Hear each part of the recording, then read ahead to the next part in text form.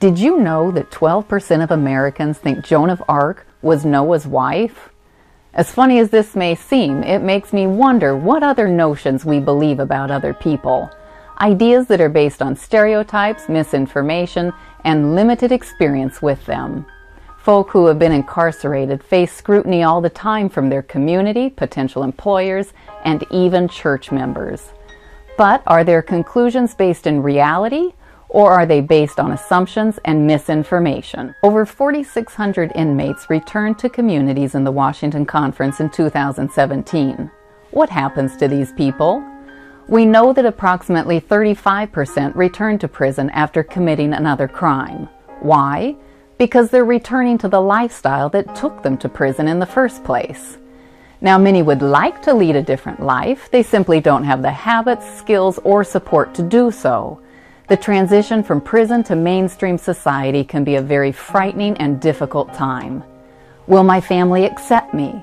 How will I find a job? Where will I live? I believe that Adventists can help. Adventist volunteers visit correction institutions throughout Western Washington. They regularly meet with inmates in classes and church services and have observed the changes that take place when an honest heart meets Jesus.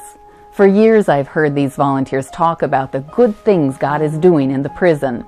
We've experienced a number of baptisms and enjoyed worshiping with them as fellow Seventh-day Adventists. However, I've also listened to the volunteers' frustration that upon release, many of these men and women find that Adventist churches aren't equipped to support them during this crucial period of time. This gap has been a matter of prayer and exploration, and now God is opening doors to continue supporting our brothers and sisters in Christ as they transition back into society. A generous church member donated this building to the Washington Conference to be used for ministry, and Hope House will soon be the first transitional house in the conference. Remodeling has begun to make it suitable for up to 6 residents. Committees are meeting to develop appropriate policies and programs, and funds are being collected to enable all of this to happen. Across the country, Adventist transitional houses experience a recidivism rate of less than 1%. Compare that to the national rate of 40%, and it's clear that Adventists can make a difference. Hope House will provide support and structure for returning citizens to accomplish their goals. It will extend the continuum of Adventist support that was begun in prison, and it will provide a safer community all around.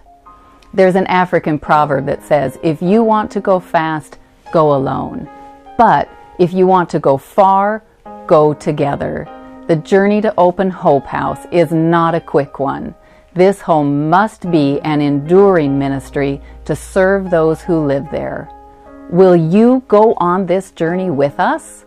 There's 4 ways you can get involved. First, join the prayer team and pray each Monday at noon from wherever you are to keep the facility surrounded by a hedge of protection and planning teams focused on God's leading. Second, do you have experience or knowledge related to this ministry?